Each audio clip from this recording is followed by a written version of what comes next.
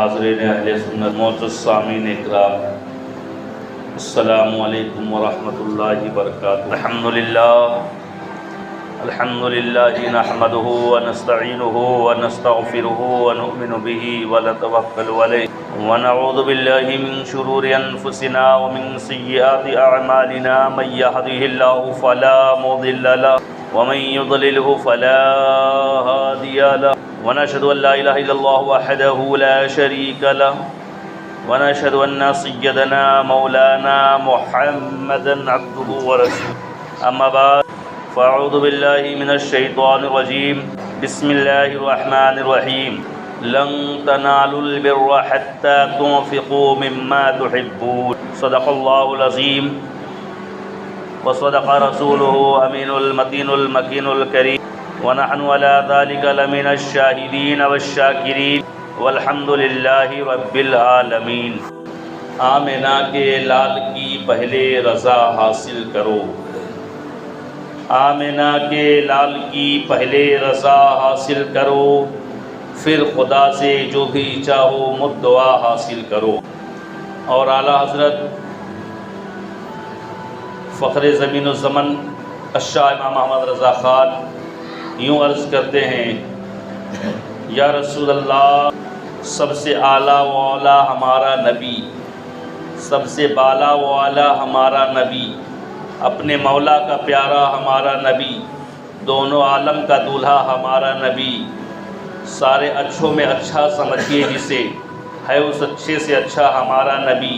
کیا خبر کتنے تارے کھلے چھپ گئے، پر نہ ڈوبے نہ ڈوبا ہمارا نبی، بے قصوں کو رضا مزد دیجیے کی ہے، بے قصوں کا سہارا ہمارا نبی۔ حضرات، آئیے ہم اور آپ سب سے پہلے بے پناہ عقیدت و محبت کے ساتھ گنبد خضرا میں آرام فرمانے والے، قبر کی کالی کوٹھری میں روشنی بن کر کام آنے والے، بروز قیامت ہم گناہ گاروں کی شفاعت فرمانے والے، جام کوثر بھر بھر کے پلانے والے، ہم گناہ گاروں کو جنت کا ٹکٹ عطا فرمانے والے، مکان والے لا مکان والے جناب پاک محمد رسول اللہ صلی اللہ علیہ وسلم کی بارگاہ ناز میں جھوم جھوم کر درود پاک پڑھیں۔ صلی اللہ علیہ النبی الامی والہ صلی اللہ علیہ وسلم، صلاۃ و سلام علیک یا رسول اللہ، صلاۃ و سلام علیک یا نبی اللہ صلی اللہ تعالی علیہ وسلم۔ حضرات، آج میری گفتگو کا عنوان زکوٰۃ کی فرضیت اور اس کے ادائیگی کے فضائل و کمالات، اس تعلق سے میں آپ کے روبرو عرض کرنے کی کوشش کروں گا۔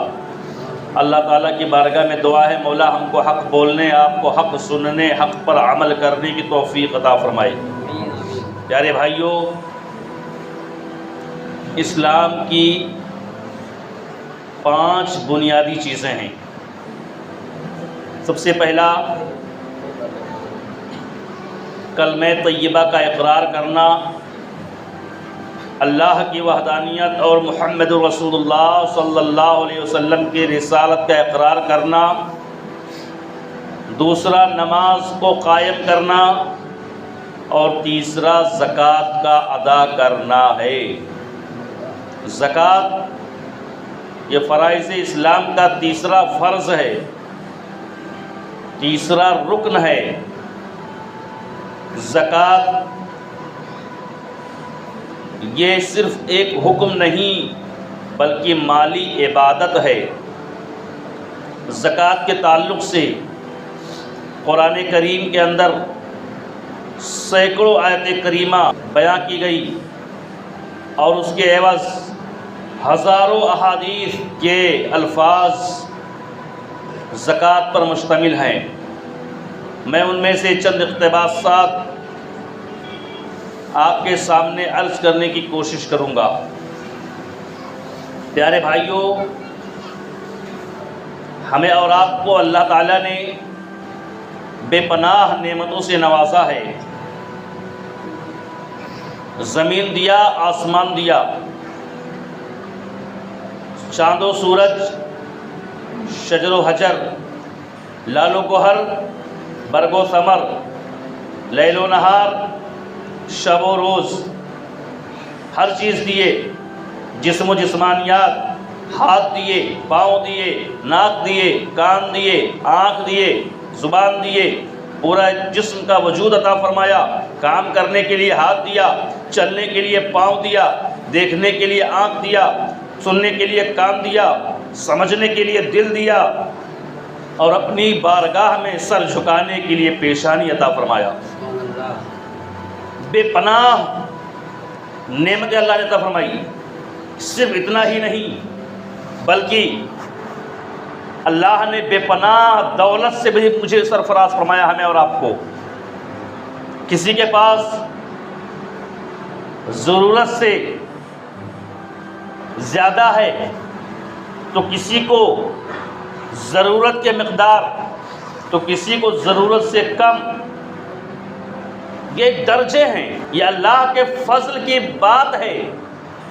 جس کو اللہ نے جتنا چاہا اتنا عطا فرمایا۔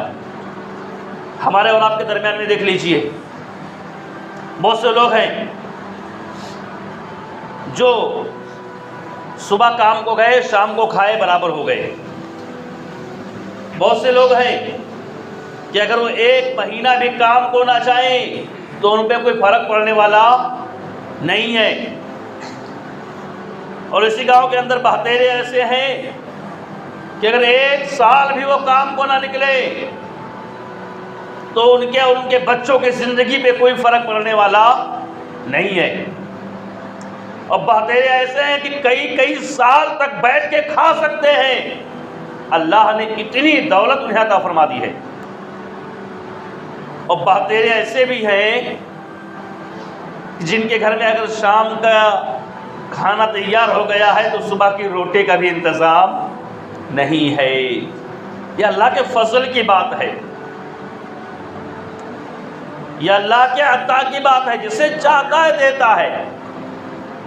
اب کوئی کہے کہ فلانا امیر آدمی ہو گیا، یار وہ تو کچھ نیک کام کرتا نہیں ہے، وہ تو کوئی نماز پڑھتا نہیں ہے، وہ کوئی روزے رکھتا نہیں ہے، وہ کوئی اچھے کام کرتا نہیں ہے، وہ تو صدقات و خیرات کرتا نہیں ہے، پھر اللہ نے اس کو امیر بنا دیا۔ جبکہ میرے دل میں تمنا ہے، توجہ حاضر رکھنا، میرے دل میں تمنا ہے کہ اللہ اگر مجھے دیتا تو میں اتنی بڑی بڑی مسجدیں بناتا، بڑے بڑے مدرسے بناتا، بڑے بڑے لوگوں کی مدد کرتا، غریبوں کو بھوکا نہ سونے دیتا۔ پیارے یہ تو کیا کرتا؟ یہ تیرے بارے میں تو کچھ فیصلہ کرنے والا نہیں ہے، یہ اللہ کو خوب معلوم ہے کہ تو کیا کرنے والا تھا، اور اللہ نے اپنی حکمت کے سبب، اپنی حکمت کے تحت جو چاہا جسے عطا فرما دیا ہے۔ پیارے بزرگوں، دوستو، میں آپ کے سامنے زیادہ نہ عرض کرتے ہوئے قرآن پاک کی چند آیتیں عرض کروں گا، اور اس کے بعد حدیث پاک کے کچھ مفہوم عرض کرنے کی کوشش کروں گا۔ اپنے اصل موضوع سے ہٹنا نہیں چاہتا، توجہ حاصل کریں۔ اللہ تعالیٰ ارشاد فرماتا ہے، یکنزون الذھب والفضة ولا ينفقونها في سبيل الله فبشرهم بعذاب أليم۔ وہ لوگ جو سونا اور چاندی جمع کرتے ہیں اور اسے اللہ کے راہ میں خرچ نہیں کرتے، ان کے لیے دردناک عذاب ہے۔ فبشرهم بعذاب أليم، انہیں دردناک عذاب کی خوشخبری ہے۔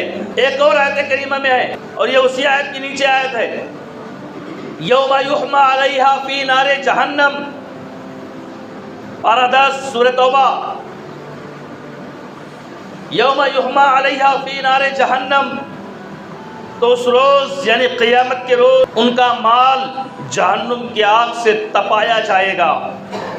فتقوی بہا جباہہم وجنوبہم وظہورہم، اور اس تپائے ہوئے مال سے، اور اس تپائے ہوئے، اس گرم کیے ہوئے مال سے ان کی بغلیں، ان کی پیشانیاں اور ان کی پیٹھیں داغی جائیں گی۔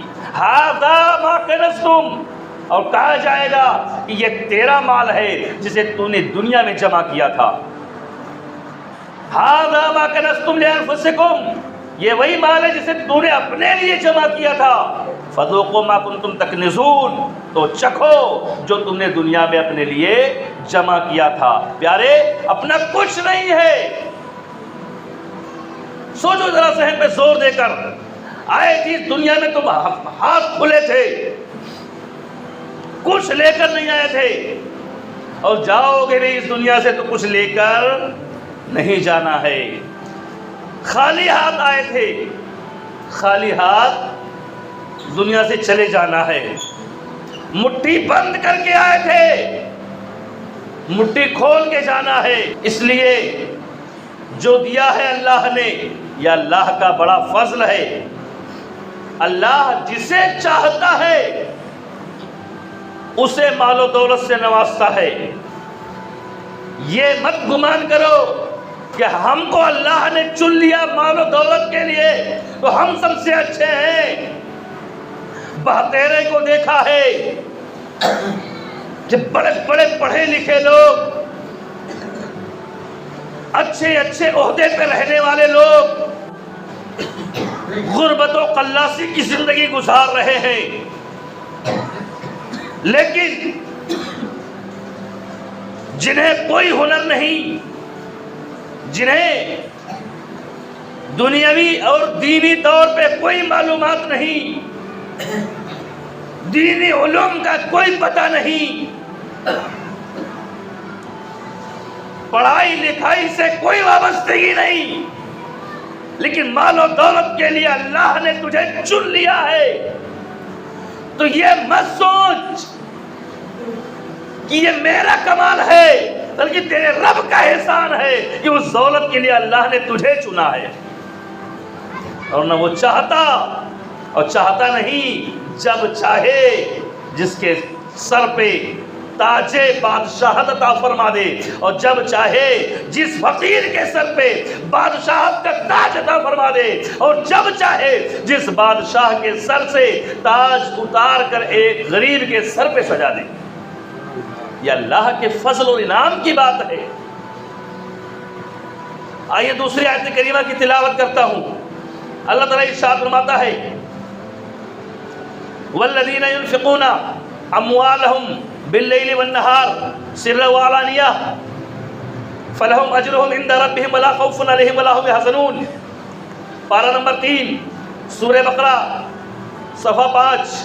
اللہ ارشاد فرماتا ہے وہ لوگ جو اپنا مال اللہ کے راستے میں خرچ کرتے ہیں، چھپے طور پہ اور ظاہر طور پہ، فلہم اجرہم عند ربہم، تو ان کے لیے ان کے رب کی طرف سے بڑا اجر ہے، ولا خوف علیہم ولا هم یحزنون، اور ان کے لیے نہ دنیا میں کوئی ڈر ہے اور نہ ہی آخرت میں کسی بات کا غم ہے۔ اللہ کے راستے میں خرچ کرنا یہ بڑے نصیبے کی بات ہے۔ جسے اللہ چاہتا ہے اس سے اپنے دین کا کام لیتا ہے۔ ورنہ یار دولت کی بات کی جائے تو قارون سے زیادہ دولت کس کے پاس تھی، بتاؤ نا بھائی۔ قارون سے زیادہ کسی کے پاس دولت تھی کیا معلوم ہے؟ 70 اونٹوں پر، توجہ حاضر، پہلے بھی بیان کر چکا ہوں، 70 اونٹوں پر قارون کے خزانے نہیں، 70 اونٹوں پر قارون کے خزانے کی چابیاں لگ کے چلتی تھی۔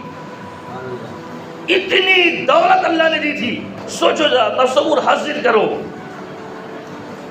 لیکن جب مرنے لگا، زمین میں دھسنے لگا، تو اس کی کوئی دولت اسے کام نہ آ سکی، اس کے مال و متاع اسے جہنم کی آگ سے بچا نہ سکے، عذاب سے بچنے کا سامان وہ نہ کر سکا۔ شداد اتنا بڑا بادشاہ، اتنا بڑا امیر کہ اس نے پورے سونے اور چاندی اور ہیرے اور جواہرات سے پوری جنت بنا ڈالی تھی دنیا میں، بڑا عالی شان، بہت بڑا محل، ایسا محل جس کے اندر باغات بھی ہیں، ایسا محل جس کے اندر نہریں بھی ہیں، ایسا محل جس کے اندر کمرے بھی ہیں، ہال بھی ہیں، جس کے اندر بیڈ روم بھی ہے، جس کے اندر ہر رہائش ہے، جس کے اندر ہر سرات ہے، جس کے اندر ہر پھل کے درخت ہیں. اتنا بھاری، اتنا بڑا محل بنایا.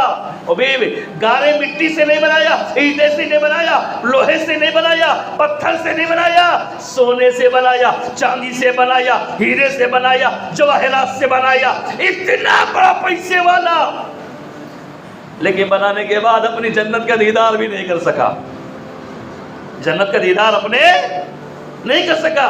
شاعر کہتا ہے شداد نے جب جنت بنوائی، سوچا جہاں میں ہوگی خدائی، آ کے بولی یہ قضا چل بلاتا ہے خدا، منتظر ہے جہنم مجھے جلانے کے لیے.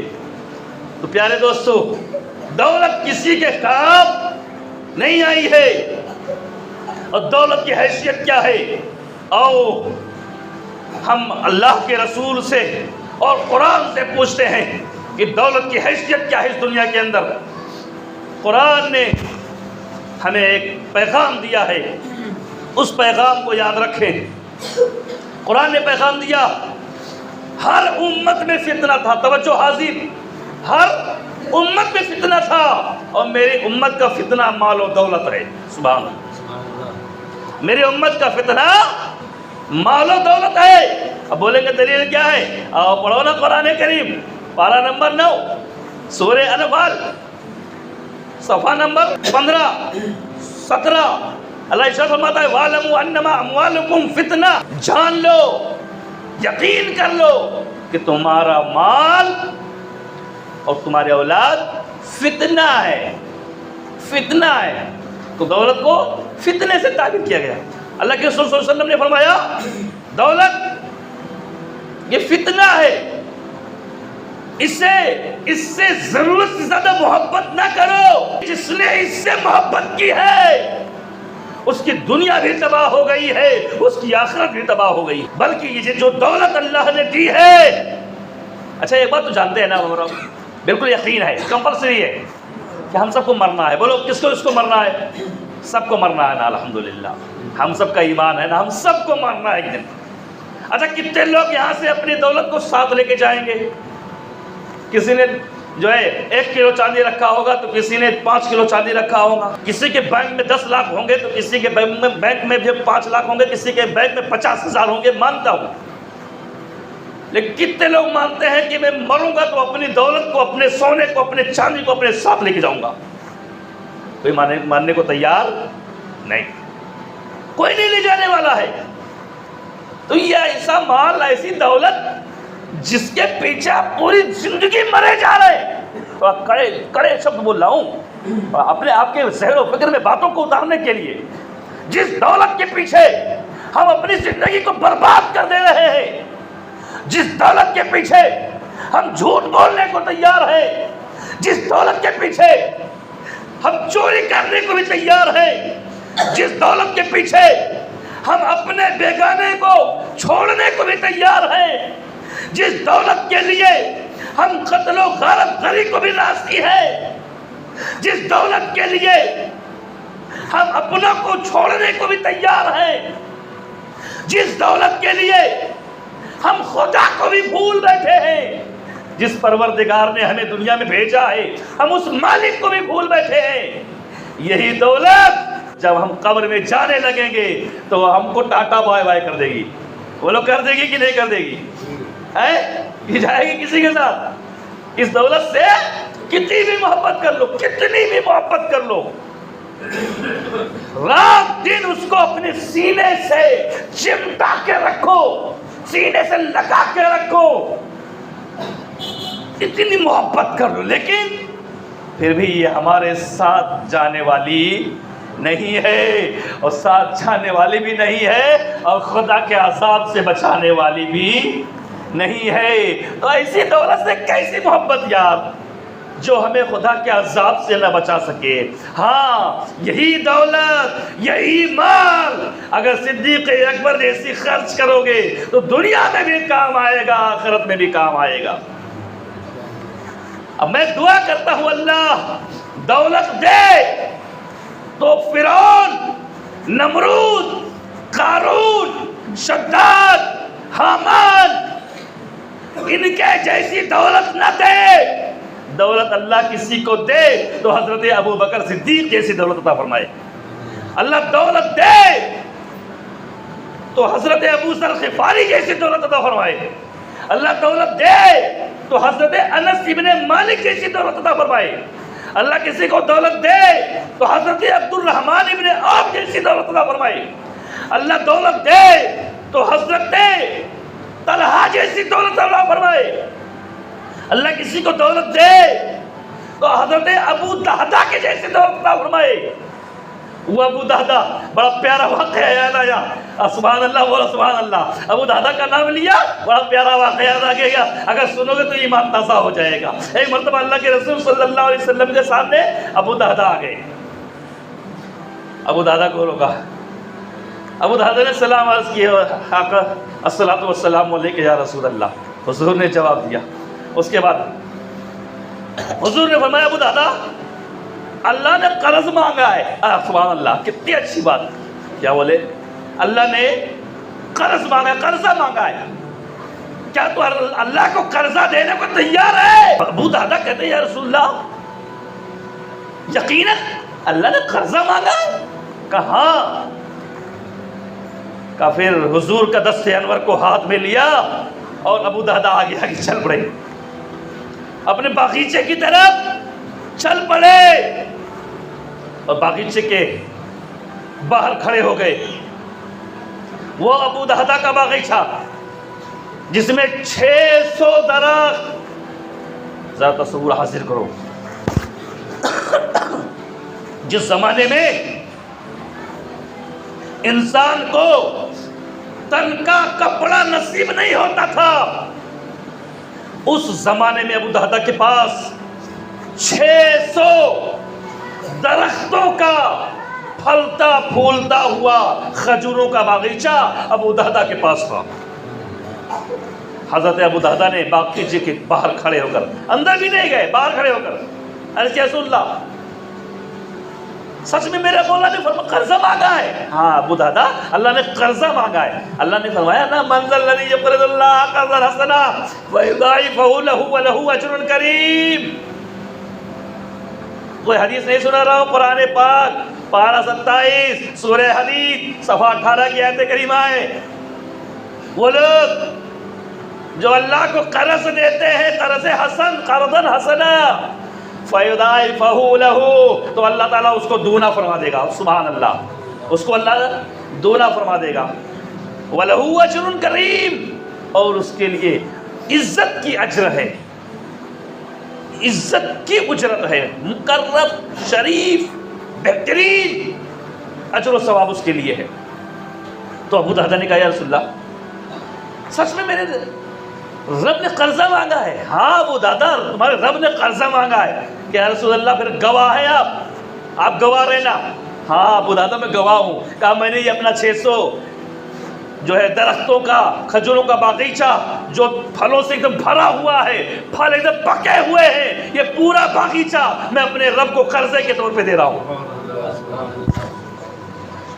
اتنا کہنا تھا، اتنا کہنا تھا، کہیں اور سے نہیں لایا ہوں، بخاری سے لایا ہوں۔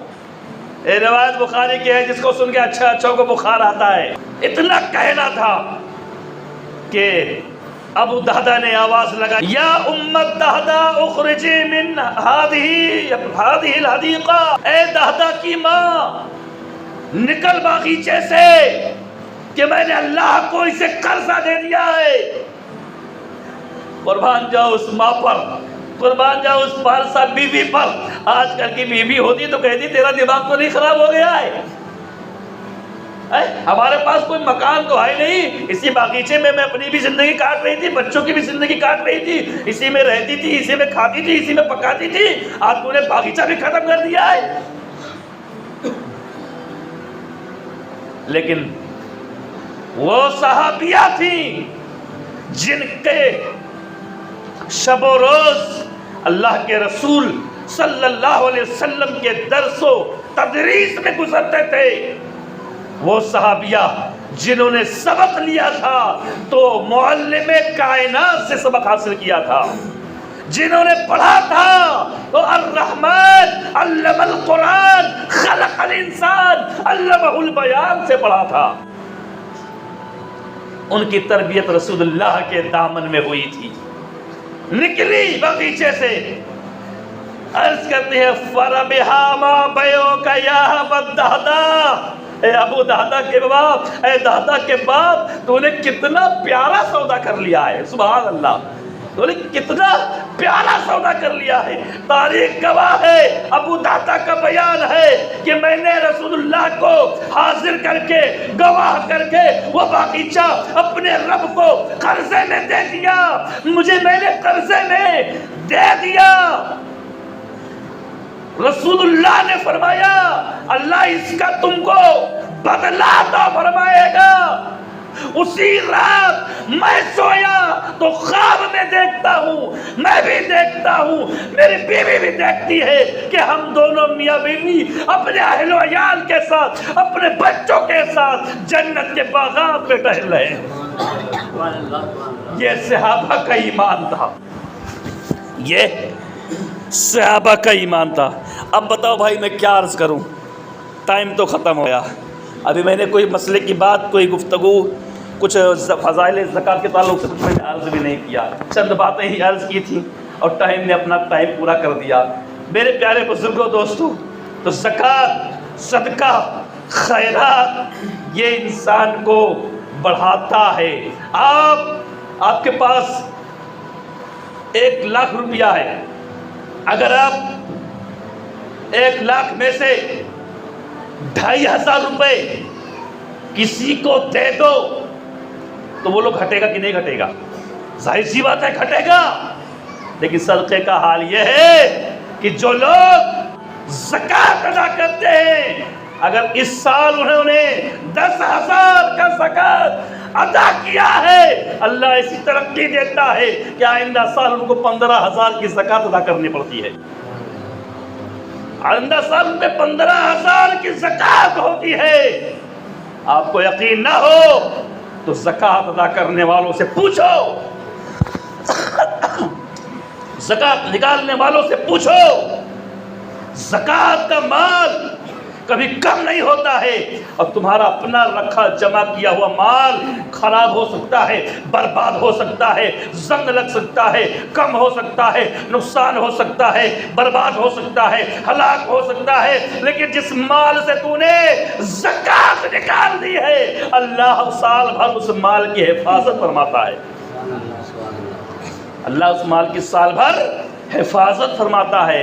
اور اللہ کے رسول کا ایک قسم سن لو، قسم انشاءاللہ ایمان تازہ ہو جائے گا۔ ٹائم نہیں، بس ایک حدیث سنا کے ختم کر دوں گا اپنی بات۔ ایک جملہ حضور کا قسم کیا ہے، آؤ سنتے ہیں۔ اللہ کے رسول نے فرمایا والذی نفسی بیدہ ما نقص مال العبد من صدقۃ، اللہ کے رسول فرماتے ہیں مجھ محمد کے جان کی قسم، مجھے میرے رب کے عزت کی قسم، صدقہ کرنے والے مال کبھی کم نہیں ہوا کرتے ہیں۔ یہ اللہ کے رسول کا دعویٰ ہے، اور دعویٰ نہیں ہے، اس پر اللہ کے رسول کا قسم شامل ہے کہ صدقہ کرنے والے مال، جس مال سے صدقہ ہوتے ہیں، جس مال سے زکوٰۃ نکالے جاتے ہیں، اس مال میں کبھی کمی نہیں آتی، کبھی گراوٹ، کبھی گرانی نہیں آتی۔ اس لیے پیارے صدقات و خیرات کیا کرو۔ انشاءاللہ آنے والے جمعے کو بھی اسی موضوع پہ بھرپور بیان کرنے کی کوشش کروں گا۔ ابھی تو مسئلے کی بات میں نے کچھ عرض ہی نہیں کی، قرآن پاک کے مکمل آیتیں میں پیش بھی نہیں کر سکا، ابھی تو 2-3-4 آیتیں ہی پڑھی تھی۔ انشاءاللہ اگر موقع میسر آئے اس موضوع پہ اگر تقریر کرنے کے لیے 2-3 گھنٹے کا بھی وقت ہو تو کم ہے، پھر مفصل بیان، مسئلہ بیان ہو سکتا ہے۔ انشاءاللہ آگے میں عرض کرنے کی کوشش کروں گا۔ مولا کی بارگاہ میں دعا ہے اللہ تعالی ہم سب کو زکوٰۃ ادا کرنے کی توفیق عطا فرمائے، اور مالداری عطا فرمائے تو اس کے راہ میں خرچ کرنے کی توفیق عطا فرمائے۔ ہمارے بیان کرنے میں اگر غلطیاں ہوں اللہ اپنے حبیب کے صدقے معاف فرمائے۔ استغفر اللہ ربی من کل ذنب واتوب الیہ وآخر دعوانا ان الحمد للہ رب العالمین۔ کلمہ شریف پڑھنے لا الہ الا اللہ محمد رسول اللہ صلی اللہ علیہ وسلم۔